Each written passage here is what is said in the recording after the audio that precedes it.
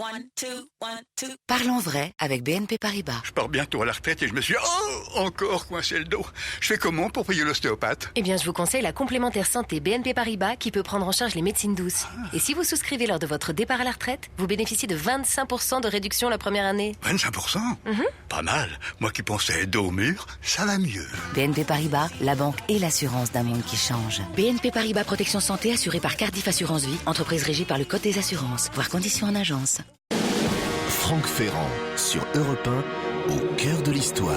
Et c'est une curieuse exposition que propose en ce moment le musée de l'Armée aux Invalides. Cela s'appelle « Avec armes et bagages » dans un mouchoir de poche. De quoi piquer bien évidemment la curiosité de Franck Ferrand. Bonjour Franck. Bonjour Julia, bonjour à tous. Le sujet de l'expo est inattendu, je vous le concède, mais le résultat n'en est que plus spectaculaire. Pour ma part, je dois reconnaître que j'ignorais jusqu'à l'existence de ce corpus incroyable de grands, de vastes mouchoirs imprimés d'instructions militaires, d'évocations historiques ou de folklore de conscrits. Ces mouchoirs, le terme est préféré à foulard, très colorés, très décoratifs, sont les ancêtres des célèbres carrés et ils nous en apprennent long sur tout un pan de notre passé. Alors vous allez en profiter pour évoquer aujourd'hui le temps révolu du service militaire. Eh oui, un temps relativement bref à l'échelle historique, puisque la conscription est née en France avec la Révolution française, on va y venir dans un instant, et on peut dire qu'elle fait largement partie des attributs de la République. Elle n'a été abolie pour de bon qu'en 1997. Cela représente 2 petits siècles de classes, d'appels, de marche au pas, de crapahutage d'hiver et de revues de pactage. Alors, prête Julia ? Oui chef. 1, 2, en avant, marche !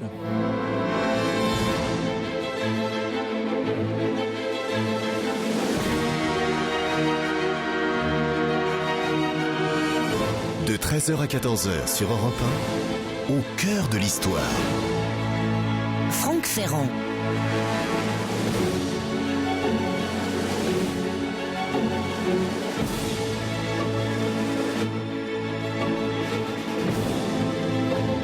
En 1997, par la volonté du président de la République de l'époque, Jacques Chirac, disparaissait donc le service militaire. Pour les bidasses, comme on les appelle dans le jargon militaire, c'était l'heure de la quille. Ceux qui, comme moi, ont fait leur classe et leur temps de service ont des avis très partagés sur la conscription. Initiation utile et rite de passage pour les uns, vecteur de brassage social et d'intégration professionnelle pour d'autres, abrutissement collectif et perte de temps et d'argent pour d'autres encore. Le service militaire aura eu ses adeptes et ses détracteurs. Alors nous n'allons sûrement pas aujourd'hui rouvrir le vieux débat de l'intérêt social ou militaire du service. Ce que j'aimerais plutôt, c'est que nous nous penchions sur l'histoire de ce système d'enrôlement des masses, sur ses règles de fonctionnement au 19e et au 20e siècle et surtout sur la culture, sur l'imagerie, sur toute la mythologie qui l'ont accompagné au point de s'ancrer profondément dans l'inconscient collectif et de marquer aujourd'hui encore notre vocabulaire, le regard que nous portons sur l'armée d'une part, sur les jeunes gens d'autre part, qui pendant ces 2 derniers siècles étaient d'abord, ou en tout cas étaient aussi, des appelés en puissance. Qui a institué la conscription ? Pourquoi ? Dans quelles conditions ? Avec quelles conséquences pour les appelés ? Combien de temps durait le service militaire en fonction des périodes et des régimes ? Comment était-il organisé ? Quelles institutions ? Quelles habitudes a-t-il fait naître ? Comment fonctionnait au XIXe siècle le système de tirage au sort et celui du remplacement ? Vous allez voir que c'est assez étonnant. À quoi servait le conseil de révision ? Pourquoi a-t-il autant marqué la mémoire populaire ? Quelle place ont occupé les appelés du contingent dans les différents conflits ? Voilà un certain nombre des questions que je vous propose de nous poser en compagnie d'un de nos meilleurs historiens militaires, Patrick de Gmelin, avant de visiter ensemble la belle exposition du musée de l'Armée et d'aller faire aussi un petit crochet jusqu'à une grande maison de luxe du Faubourg Saint-Honoré. Je ne la nomme pas encore, ça on évitera les soucis. Une maison qui continue d'imprimer de très beaux foulards, n'est-ce pas ?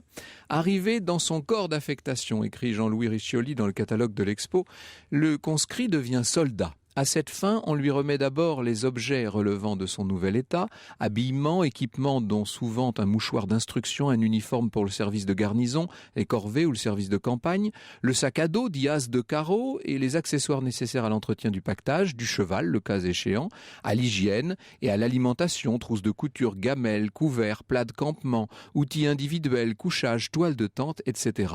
Enfin, l'homme perçoit l'armement, les accessoires, le tout devant être entretenu et présenté à chaque revue selon un plan figurant dans le livret individuel. Alors, d'où vient-il ce conscrit ? Comment a-t-il été recruté ? Que va-t-on faire de lui ? Encore des questions, les réponses dans un instant avec Patrick de Gmelin.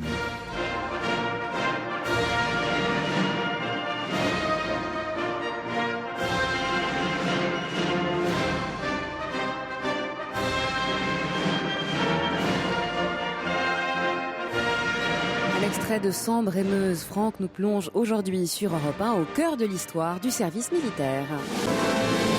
L'histoire sur Europe 1, c'est avec Franck Ferrand. Et Franck, vous nous ramenez aujourd'hui sur Europe 1 au temps du service militaire, le tirage au sort, le conseil de révision, l'incorporation, tout un folklore, et on en parle en compagnie de votre premier invité, l'historien militaire Patrick de Gmelin. Bonjour Patrick de Gmelin. Bonjour Franck. Merci d'être avec nous. Alors un mot peut-être sur ce qui se passait avant le service militaire, car lorsque ça a été supprimé, on avait l'impression que c'était une institution qui remontait à la nuit des temps. Or pas du tout. Sous l'Ancien Régime, avant la Révolution, il n'y a pas de service militaire. Alors comment est-ce qu'on fait pour recruter les militaires? Eh bien, on recrute avec des agents recruteurs. D'ailleurs, l'image est bien connue. On voit un officier bien habillé ou un sous-officier. Fanfan la tulipe, hein, c'est ça? Un peu ça, avec un tambour, une table. Et puis, on attire les braves paysans, parce que ce sont les paysans qui fournissent la totalité des soldats. De fantassins, en tout cas, oui. On les fait boire, on leur promet une pièce, on leur dit qu'elles vont avoir un uniforme magnifique, qu'ils vont faire une carrière extraordinaire, que les filles vont tomber, enfin des arguments. On les fait signer pendant qu'ils ont bu, en fait, c'est ça? Avec une croix et un point, bien entendu.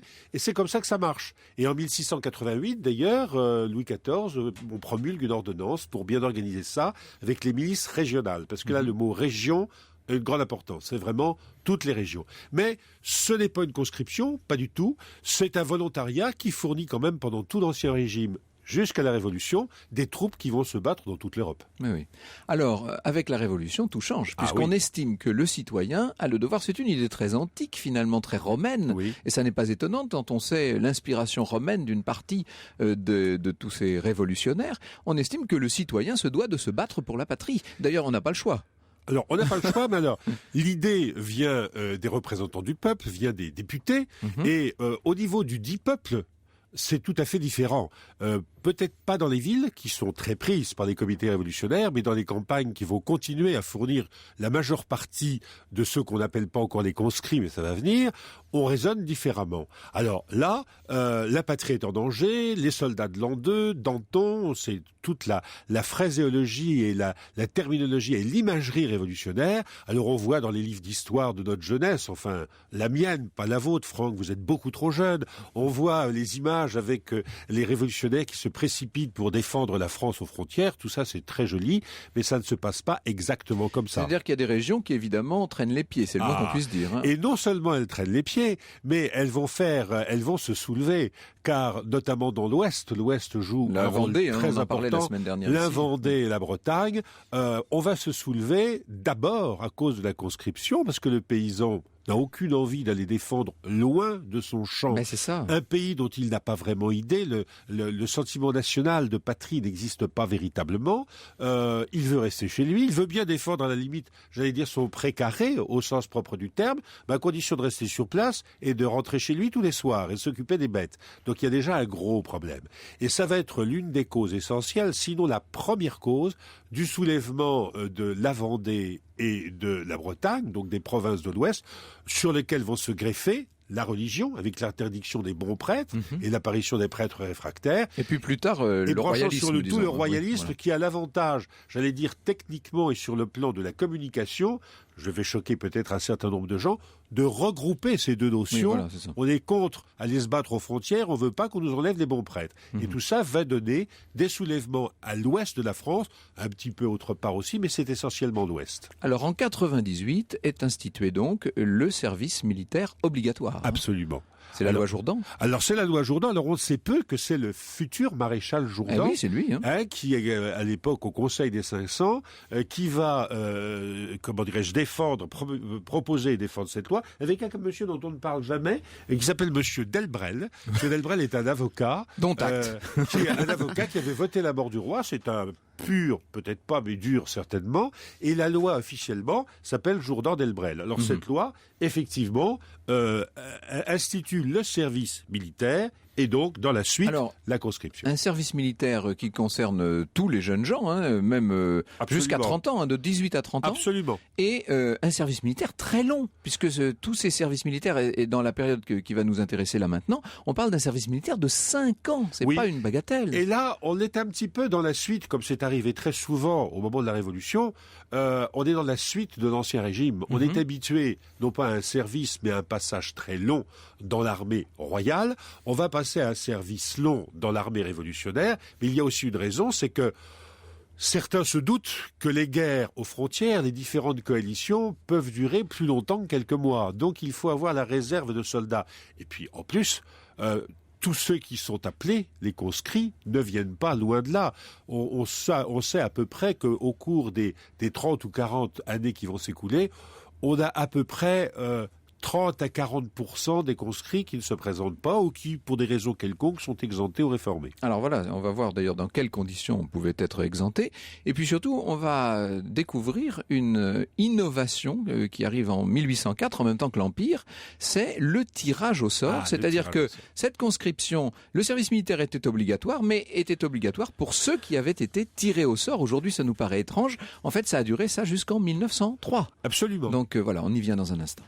Jusqu'à 14h sur Europe 1. Plongez au cœur de l'histoire avec Franck Ferrand. Et nous évoquons cet après-midi sur Europe 1 le temps révolu du service militaire en excellente compagnie, celle de l'historien militaire Patrick de Gmelin. Alors Patrick de Gmelin, je parlais de cette histoire de tirage au sort, c'est étonnant. C'est Napoléon qui a cette idée ? Oui, c'est Napoléon. Alors, en fait, ça tempère un petit peu le côté violent de la conscription habituelle.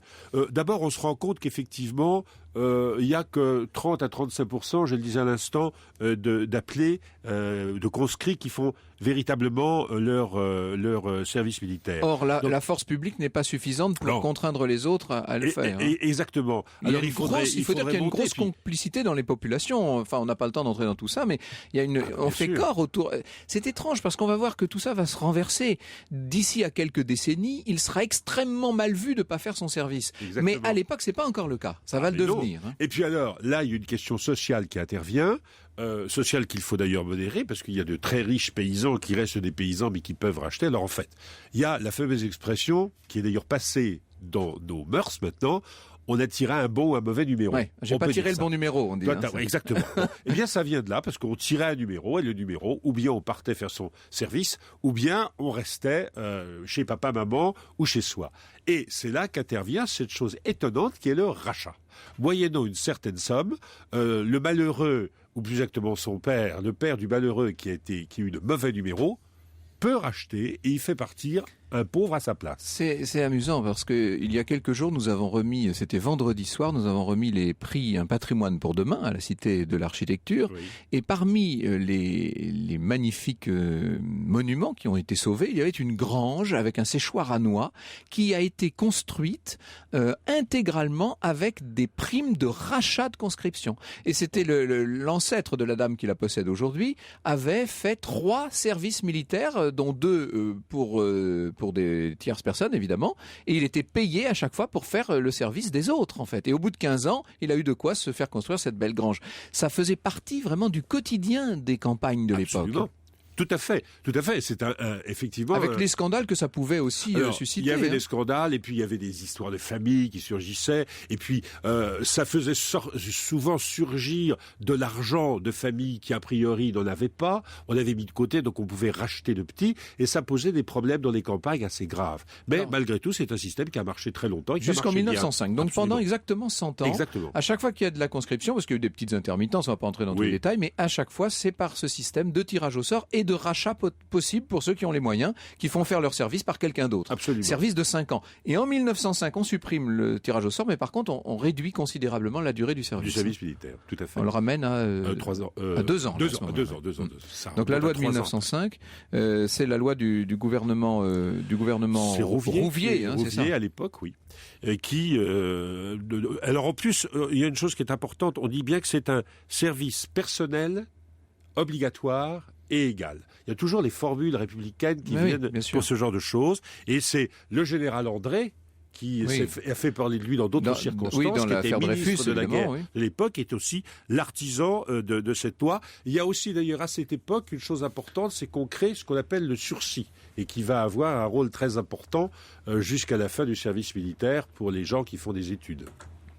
Alors, à partir de 1913, puisqu'on est dans cette période de revanchisme et de course à la guerre, disons-le, on comprend bien à partir de 1913 que les choses vont mal et qu'une guerre devient presque inévitable. Oui. Effectivement, elle éclatera en août 1914. Et donc, en 13, on décide d'allonger un peu la durée du service. Alors ça, c'est une histoire de grand état-major, dont plusieurs généraux, dont le général de Castelnau, qui savent sur lequel vous travaillez en ce moment, donc vous êtes très sensible à la question. Je publie un livre, un album sur lui d'ici 2-3 mois.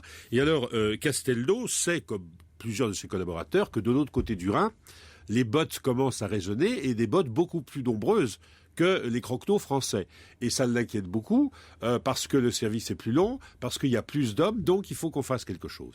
Et c'est là qu'il demande, et Clémenceau va être le porte-parole de cette affaire, qu'on arrive à la loi de 3 ans, qui a soulevé beaucoup de salive de la part des députés, mais chacun se rendait compte que l'Allemagne allait déclarer la guerre et qu'il fallait faire quelque chose. Et donc, c'est cette fameuse loi de 3 ans, en 1913, qui va durer jusqu'en 1935, je crois, puisque, donc, pendant plus d'une décennie, et on reviendra 2 ans après. Mais donc, cette loi de 3 ans, elle a eu un avantage, c'est que nous avons pu aligner beaucoup plus de soldats qu'on aurait pu les aligner. Bien sûr, oui. Ça a aussi envoyé beaucoup de soldats à la mort. Pendant la Première Guerre mondiale, certains vont rester longtemps. Hein. C'est Patricia qui nous écrit par Internet et qui dit que son arrière-grand-père, qui avait fait cette grande guerre, lui disait qu'il était il était resté loin de chez lui pendant plus de 6 ans, évidemment, avec les systèmes de prolongement. Et ça, c'est une chose classique, et ça se reproduira d'ailleurs en 39. Parce que certains font leur service, puis après le service, ils sont appelés. Ils sont mobilisés, exactement. Hein, et là, effectivement, on l'a eu souvent. Alors, ce que nous allons mettre un coup de projecteur, si je puis dire, sur une des grandes institutions du service militaire. On reviendra sur d'autres aussi avec vous tout à l'heure, Patrick de Gmelin. Oui. Mais là, en l'occurrence, on va parler de ce qui faisait tellement de bruit dans les campagnes et de ce qui mettait les petites communes en révolution à chaque fois, le Conseil de révision. Au cœur de l'histoire sur Europe 1, le récit de Franck Ferrand. Avec un récit de Franck qui revient maintenant sur Europe 1, plus particulièrement sur le Conseil de révision. Et oui, une fois recensée, toute nouvelle recrue de la Troisième République va devoir franchir une première étape, sans doute la plus connue, la plus commentée et la plus pittoresque de son parcours militaire, le Conseil de révision. Le jeune homme, il a généralement 20 ans, est convoqué à date et heure précise au chef-lieu de son canton. Je dis le jeune homme, d'ailleurs il faudra qu'on parle des questions qui se sont posées à plusieurs reprises sur le service féminin, ça m'y fait penser. Donc, à heure précise, alors dans la ville en question, ce qu'il faut dire, c'est que c'est toujours un moment solennel. Il faut savoir que lorsque les membres du Conseil arrivent, pour les membres du Conseil de révision, certains arrivent par le train, on va les chercher en calèche à la gare, et ils sont accueillis par un comité municipal, parfois avec fanfare, aide d'honneur, etc. On est dans cette préparation, enfin, ce que je vous raconte là est particulièrement vrai pour les années qui précèdent la Première Guerre mondiale, on est dans cette préparation dans cette époque de préparation à la guerre. Les jeunes gens convoqués doivent se présenter au plus tard un quart d'heure avant l'horaire de convocation. Ça, c'est pour les habitués déjà à la vie militaire. Pour eux, va commencer un véritable examen de passage dans le monde adulte, dans le monde des hommes. Et il faut savoir qu'à l'époque, la famille, le quartier, les camarades, tout le monde est au courant. Et dans bien des maisons, on tient une bouteille d'alcool toute prête pour le passage du conscrit quand il aura été déclaré apte au service. Et alors, il se présentera après le service avec coiffé d'une sorte de bonnet en papier qu'on vend évidemment dans les villes de conscription et dont les traces, dont le témoignage figure dans cette exposition du musée de l'armée avec armes et bagages. Donc les recrues sont appelés dans l'ordre du tableau de recensement. Ils peuvent alors faire part de leurs demandes particulières et de leurs observations. C'est le moment ou jamais de dire si l'on a de l'asthme ou les pieds plats, évidemment. Tout ça est noté sur une fiche qui est transmise au Conseil devant lequel ils vont devoir se présenter dans le plus simple appareil. Cette nudité quasi rituelle va jouer un rôle important dans la symbolique du Conseil de révision. Elle donne lieu évidemment à toutes sortes de plaisanteries, vous imaginez, blagues de corps de garde, mais aussi à une forme de solennité. Le passage en conseil de révision devient, si vous voulez, une sorte de rite social initiatique. Le médecin prend les mensurations de chaque recrue, ce qui est pain béni pour les historiens et les anthropologues, entre parenthèses, parce que comme ça on sait exactement la taille des gens selon les générations, etc. Il examine sommairement le jeune homme. C'est le moment de faire valoir d'éventuels handicaps physiques de santé, de les faire valoir ou de les cacher, parce que, et ça il faut insister là-dessus, aussi étonnant que ça paraisse à nos temps contemporains, un peu portés à resquiller, la principale angoisse de la plupart des jeunes gens convoqués, c'est de n'être pas déclarés aptes et donc de passer pour des sous-citoyens, pour des hommes incomplets devant la société et notamment devant les femmes qui attendent évidemment cette sanction officielle du statut d'homme octroyé aux garçons de leur connaissance. Vous voyez qu'on n'est pas loin des rites primitifs, en quelque sorte. C'est Michel Boson, dans un bel article de la revue Histoire, qui nous dit que ce conseil de révision doit être regardé comme un rituel de la conscription. Il est certain que dans l'esprit des conscrits, écrit-il, le conseil de révision mesurait l'aptitude aux relations sexuelles et au mariage, plus que l'aptitude à porter les armes. Vous voyez l'importance que ça finit par revêtir. Les difficultés qu'avaient pour se marier les jeunes réformés, que l'on soupçonnait d'être atteints de tares honteuses, montrent que cette conception était bien partagée par toute la population. Étant donné que chacun considérait le conseil de révision comme un examen de virilité, ceux qui n'étaient pas jugés bons pour le service étaient victimes d'un ostracisme humiliant et de quolibet. Et à l'appui de ce qu'il nous raconte, Michel Boson cite le témoignage d'un conscrit, il s'appelle Olivet, ça se passe dans le Loiret, on est au conseil de révision d'Orléans en 1891. Donc au moment le plus important de cette espèce de fièvre militariste qui s'est emparée de la France à l'époque. On se rendit à la préfecture, écrit cet Olivet, de la même façon que pour le tirage au sort, avec drapeau, tambour, clairon, flot aux coiffures. Sur les 28 conscrits, 25 furent reconnus bons. Un camarade qui boitillait de naissance, un pauvre ouvrier jardinier tuberculeux furent réformés catégoriquement. Quant au troisième, c'était moi. Je fus ajourné. Je n'avais que 97 de périmètre thoracique, alors qu'il aurait fallu 98. Ce ne fut pas drôle pour le boquillon, c'est-à-dire le boiteux, pour le poitrinaire, ni pour moi. Nos camarades commencèrent à nous blaguer avec mépris, nous traitant de fausses couches, de mal bâtis, de pas finis, et tandis qu'ils arboraient fièrement à leur coiffure un carré de papier enluminé acheté au forain et portant en grosses lettres le mot « bon », nous dûmes, selon l'usage, arracher les flots de nos chapeaux et les mettre dans nos poches. Bien plus, comble de déshonneur, il nous fallut tous les trois suivre ainsi sans armement le cortège, penauds, comme ces captifs qui, sculptés sur les monuments romains, sont traînés derrière les chars des triomphateurs. Vous voyez qu'en fait, il y allait de l'honneur d'un jeune homme, en fait, d'être déclaré bon pour le service. On a un peu oublié, évidemment. Alors après, on sait qu'on a vu tous les films des Charlots et tout ça. Évidemment, dans les années 60, 70, 80, c'est tout l'inverse. C'est autre chose, là. L'honneur, c'est d'arriver à se faire réformer. Mais à l'époque, c'était vraiment l'inverse. Il y a eu vraiment cette espèce de fièvre. Et, bien entendu, pour les conscrits qui avaient été déclarés bons au service, alors c'était 24 heures et peut-être un peu plus de fêtes, de débauches. On passait dans toutes les maisons, dans tous les bistrots. Et évidemment, quand les conscrits arrivaient avec leurs jolis chapeaux enluminés, eh bien, on leur servait de l'alcool à flot. C'était la fête, c'était la réjouissance générale. Pour ceux qui ensuite allaient partir, soit pour la guerre de 70, soit pour la guerre de 1914, évidemment, les réjouissances auraient un terme.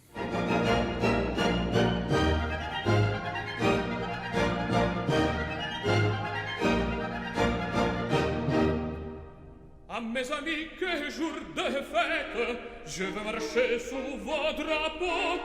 À mes amis, que jour de fête, je veux marcher sous vos drapeaux. L'amour qui m'a tourné la tête, désormais me ratero. Ah, quel bonheur! Oui, mes amis, je vais marcher sous vos drapeaux, je vais marcher sous vos drapeaux. Un extrait de La fille du régiment A, mes amis, quel jour de fête, interprété par Luca Canonici, Franck. Alors dans un instant, avec mes invités, nous allons revenir non seulement sur l'histoire du service militaire qui en 1965 devient le service national, mais aussi sur ces fameux mouchoirs qui, pour l'instant, je suis certain de cela, pour beaucoup de nos auditeurs, restent sans doute très mystérieux. Europe 1, au cœur de l'histoire. Et avec vos invités, Franck, sur Europe 1, Patrick de Gmelin, qui est historien militaire, et Élise Dubreuil nous a rejoint. Elle est conservateur au département expertise et inventaire. Elle est la commissaire de l'exposition Avec armes et bagages dans un mouchoir de poche au musée de l'armée. Alors donc, bientôt, d'ici quelques secondes, nous allons en savoir plus sur ces fameux mouchoirs exposés en ce moment au musée de l'armée. Alors Patrick de Gmelin, j'aimerais qu'on finisse quand même notre parcours de service militaire, si je puis dire. Ce conseil de révision dont je parlais, il est effectif jusqu'au milieu des années 30, c'est ça? Après, le système système évolue, évidemment. Après ça, beaucoup de choses vont évoluer. Le service militaire devient national. On voit apparaître un certain nombre de catégories, y compris plus tard les objecteurs de conscience, qui n'auraient pas été imaginables d'ailleurs quelques années avant. En tout cas, pas sous ce terme-là. Pas sous ce terme-là. Bon, après ça, il y aura le service militaire, le service de défense, la fameuse COP, la coopération. Tout ça intervient au cours des années qui suivent. Avec un service militaire qui diminue en durée, puisqu'il passe à 16 mois, ça c'est en 1963. Alors attention, il y a quand même eu la guerre d'Algérie. Il y a la guerre d'Algérie où là, on partait 3 ans pratiquement. Oui, voilà, c'est ça. Donc là, c'était tout à fait 30 différent. mois, en fait, parce que c'est le contingent qui est parti, c'est une chose importante. C'est exactement comme pendant les 2 guerres. En Algérie, c'est le contingent, alors qu'en Indochine, c'est un corps expéditionnaire composé de professionnels de métier. Ça change complètement. Et donc, c'est vrai, à partir de ce moment-là, les choses vont évoluer, j'allais dire, jusqu'à la fin. Alors, diminution de la durée considérable en 92 ou 13, on passe à 10 mois, c'est ça? On passe à 10 mois, effectivement. Oui. Et donc, à la fin, il reste plus grand-chose. Et il y a encore cette période, alors le service devient service national, on dit plus service militaire, non, en fait, parce que... Alors ça, c'est, je crois, assez psychologique, oui. Parce que les idées évoluent chez les jeunes et chez les moins jeunes, et on ne veut pas stresser peut-être les gens, donc on ne dit plus militaire, on dit national, ce qui revient à peu près au même, quoique à l'intérieur, il y a tellement de filières possibles, y compris dans la coopération, où on voit de bons étudiants faire leur service en coopération dans une entreprise à l'autre bout de la terre, et qui finalement trouvent un job en sortant. C'était une chose à laquelle on n'avait pas pensé. Donc tout ça, c'est une évolution de l'institution à travers l'évolution des mœurs et de l'état d'esprit de la France. Alors Françoise nous précise que le service national, puisque c'est son terme, n'a pas été supprimé, c'est son caractère obligatoire qui a été supprimé. C'est vrai que pour des juristes, ça fait une différence. Dans la pratique, il n'y en a pas tellement, parce qu'il y a certes un service qui existe encore sous la forme volontaire. On peut faire son service national. Il y a même au ministère de la Guerre une direction du service national, ce qui fait toujours un petit peu sourire, parce que en dehors de la journée citoyenne qui existe maintenant, le service national n'a plus du tout le même contenu qu'auparavant. Alors, il faut dire aussi qu'il y a eu une petite période intermédiaire, pardon, avec un service civil, dont le moins qu'on puisse dire est qu'il n'a pas fait florès. Oui. C'était très compliqué à organiser. Alors ça, c'est quand même, je me rappelle moi avoir organisé quand j'étais étudiant des conférences, vous savez, et on avait des militaires qui venaient, qui étaient contre le service national en disant c'est une usine à gaz, ça coûte très cher et ça sert à rien. En gros, c'était ça ce qu'on disait. C'est tout à fait vrai. Ça coûte très cher d'organiser tout ça. C'est peut-être pourquoi d'ailleurs il y a une direction du service national au ministère de la Guerre qui est commandée par un 4 étoiles, s'il vous plaît. Ça fait un petit peu bizarre, mais c'est comme ça. Mais c'est vrai que ça coûte très cher. L'organisation de la journée nationale coûte très cher et occupe pendant toute l'année pour une seule journée. Alors évidemment, les mentalités ont beaucoup changé. Celles qui nous intéressent essentiellement, ce sont celles du 19e siècle et du début du 20e, puisque ce sont elles qui sont au cœur de cette exposition avec armes et bagages dans un mouchoir de poche. Bonjour Élise Dubreuil. Bonjour. Merci beaucoup de nous avoir rejoints. J'allais dire quelle drôle, mais en même temps quelle belle idée, parce que le résultat est magnifique, que de faire une exposition sur ces mouchoirs imprimés. Enfin, à partir d'eux en tout cas. Alors tout à fait, c'est une exposition à partir de ces objets un peu étonnants. Pour qu'on visualise de quoi il s'agit, c'est proche de ce qu'on appelle aujourd'hui avec nos mots à nous des foulards. Oui, voilà. Ce sont des objets donc imprimés. Disons clairement que ce sont des foulards. Ce sont des foulards et qui ont la fonction qui est proche de celle du foulard, d'accessoires de l'habillement pour les femmes comme pour les hommes à l'époque. Ce sont des objets qui nous intéressent parce qu'ils sont porteurs d'images. Et que ces images soit reflètent un petit peu tout ce dont il vient d'être question de ce milieu, de l'idée de développer le patriotisme, mais en même temps de pouvoir avoir un regard amusé, voire satirique sur l'armée et sur les soldats, les militaires. Et puis aussi parce que ce mouchoir, il va être utilisé au sein de l'armée. Ce sont les fameux mouchoirs d'instruction. Alors voilà. Voilà. Alors, ça, c'est comme des manuels d'instruction militaire, mais c'est imprimé sur de l'étoffe. Voilà. Donc c'est facile à plier. C'est une sorte d'aide-mémoire. Imprimé sur tissu, qui a l'avantage d'être relativement plus résistant que le papier finalement, avec un contenu à la fois fait d'images, pour éventuellement des gens qui ne maîtrisent pas très bien la lecture, et complété par des textes, avec une portée à la fois technique, très précise, par exemple comment monter et démonter un fusil, comment préparer ses affaires pour la revue de détail, et puis également un contenu plus d'illustration, des scènes édifiantes, on va dessiner et expliquer tel ou tel épisode des guerres de l'Empire, du Premier Empire, pour montrer un petit peu les vertus militaires qu'on souhaite voir développer chez les soldats. Donc ces foulards, enfin ces mouchoirs, étaient utilisés, ils étaient emmenés sur les champs d'opération par les soldats ? Alors, sur les champs d'opération, peut-être pas. En tout cas, ils étaient dans les casernes. Dans les chambrées, etc. Voilà, dans les chambrées. On pouvait les épingler au mur, bien sûr. On peut les accrocher au mur. C'est très décoratif, il faut dire ce qui est. Ça a une valeur décorative. Et puis, ils pouvaient même être distribués aux soldats par leur responsable, qui en a eu l'autorisation en 1880 par le ministre de la Guerre lui-même, d'acheter ces fameux mouchoirs et de les distribuer aux recrues s'il le jugeait nécessaire. Alors, évidemment, ça s'appelle mouchoir, mais on ne se mouchait pas dedans quand même, il faut le dire. Ça s'appelle mouchoir, c'est toute l'ambiguïté qui n'échappait pas aux contemporains. On a des images de Daumier très drôles où on défend sévèrement un enfant de se moucher dans le mouchoir qui est censé lui apprendre la géographie. C'est toute l'ambiguïté de l'objet qui nous a amusés et permet aussi de prendre les choses sous un angle un petit peu décalé pour cette exposition. Alors, on va y revenir sur ces mouchoirs et interroger en quelque sorte ce qu'ils ont à nous apprendre. Ce que je voudrais qu'on voit avec Patrick de Gmelin, c'est cette espèce de folklore finalement qui est né autour du service militaire.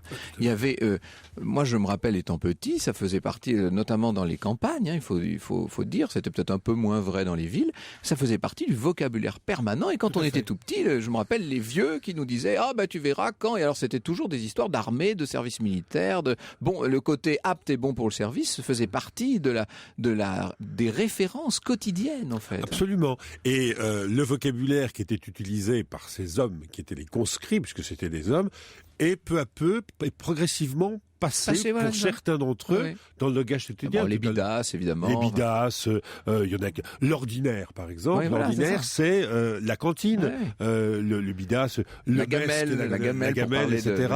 La quille, bien entendu, et la quille maintenant. C'est quoi la quille? Il faut dire pour les plus jeunes de nos auditeurs. C'était une quille, une grande quille. Oui. Moi, je l'ai vue. Plus ou moins belle, selon les moyens de l'appeler. Décorée, etc. et que le conscrit avait le droit d'arborer le dernier jour de son service militaire au moment où il était libéré. Donc, c'était la quille. Et maintenant, on peut utiliser vivement la quille sans aucune notion et connotation militaire.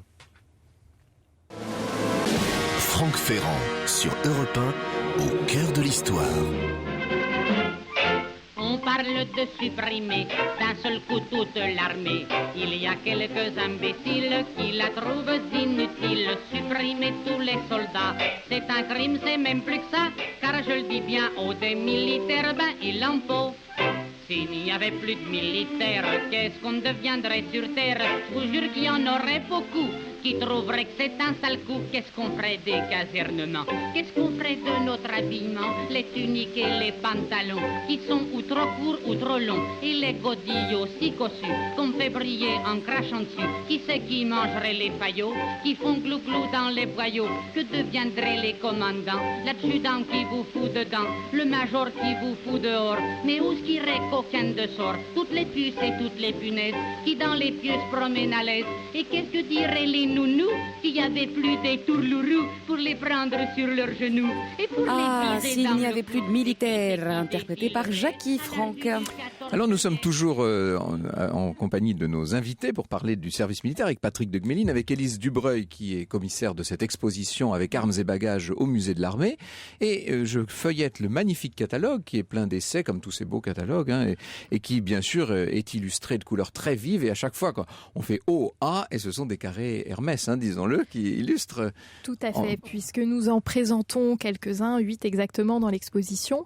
L'idée étant de montrer que ces mouchoirs du 19e siècle, qui sont des objets assez humbles finalement, assez quotidiens, ont eu une descendance un peu étonnante pour nos contemporains, tout à fait savoir luxueuse, disons. Ces fameux foulards de luxe. Alors on change complètement de registre puisqu'on passe dans le monde du luxe, d'un objet mixte à un objet féminin évidemment, et puis de la toile de coton un peu grossière à la soie. Alors justement, nous avons en ligne Ménéhould de Basler, qui est directrice du patrimoine culturel d'Hermès. Bonjour Ménéhould de Basler. Bonjour. Merci beaucoup de nous répondre au téléphone. Alors vous avez participé à cette exposition du musée de l'armée, bien entendu. Est-ce que la maison que vous représentez s'est inspirée de ces mouchoirs d'instruction militaire ? Oui, depuis l'origine, le tout premier carré Hermès, qui est vraiment un dessin maison, on le date de 1937, bien qu'il soit déjà dans le magazine Vogue de 1936. C'était une façon de renouer avec cette tradition qui était déjà complètement oubliée dans ces années 30, ces années de l'entre-deux-guerres. notamment pour la verve narrative, le petit côté vecteur d'histoire, support d'une culture. C'est-à-dire qu'en fait, peu à peu, d'un usage qui au départ était proprement militaire, on a vu ces mouchoirs entre guillemets, qui sont en vérité donc des foulards imprimés, on les a vus se diversifier et devenir aussi des jeux d'enfants, il faut le dire, devenir toutes sortes. On a des cartes géographiques, on a toutes sortes d'éléments plus ou moins pédagogiques et parfois simplement décoratifs, disons-le. Voilà, et c'est sur cette tradition-là qu'Hermès a réimplanté, a fait redécouvrir le mouchoir multi-usage, multi-charme, multi-possibilités. Et notamment, vous parlez des jeux d'enfants. Oui. Et ça avait donné une idée à Hermès une année d'un jeu qu'on avait appelé le jeu des petits bonheurs, qui renouvelait le jeu de loi, mais qui permettait aussi de déployer son carré, de le poser au sol et de jouer avec des dés de case en case, comme ça. Ce qu'il faut dire, c'est que votre maison, évidemment, est très liée à l'histoire de la cavalerie. Oui. Il y a donc une tradition militaire incontestable, mais ce qu'on sait parfois moins, j'imagine qu'un certain nombre de nos auditrices le savent, c'est que les grands succès des carrés sont souvent liés à des motifs militaires, des batailles, des épopées, des trophées. Et voilà. Et c'est en ce sens-là, on est finalement dans la ligne du prestige des uniformes militaires. Le prestige étant principalement dans le cœur des dames. Ça, voilà. C'est quelque chose que Stendhal souligne beaucoup. Et ça nous... Dans Le Rouge et le Noir, dans Lucien Leuwen. Évidemment, bien sûr. On voit que le prestige des épaulettes, de l'uniforme, d'une veste avec passepoil amarante, avec des épaulettes de sous-lieutenant, ça c'est le bonheur pour une femme. Ah, j'aime les militaires, chantait la grande duchesse de Gerolstein, évidemment. Alors, on peut dire aussi que tous ces attributs de luxe, en quelque sorte, ont un côté... pas androgyne, mais un peu quand même. C'est unisexe, ce foulard, finalement. Oui, bien sûr. Il n'a cessé de s'échanger entre le vestiaire masculin et féminin, puisqu'il y a des hommes qui portent aussi des carrés Hermès, très naturellement. Et au fond, ils ne sont pas particulièrement uniquement réservés aux femmes. Ce sont surtout des accessoires du mouvement. Et c'est pour ça que nous, on les a appréciés. Les racines d'Hermès sont celles d'un cellier-nacheur. Au XIXe siècle, sous Louis-Philippe. Et avec ces racines de cellier-nacheur, on a comme valeur principale le mouvement, l'élégance dans le mouvement. Bien sûr. Et le carré de soie fait vraiment partie de cette tradition-là. Il est utile éminemment quand on se déplace, quand on bouge.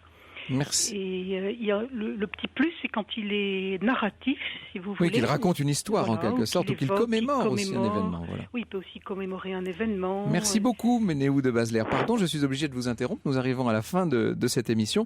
Merci de nous avoir parlé de cette belle tradition. Merci à vous, Élise Dubreuil.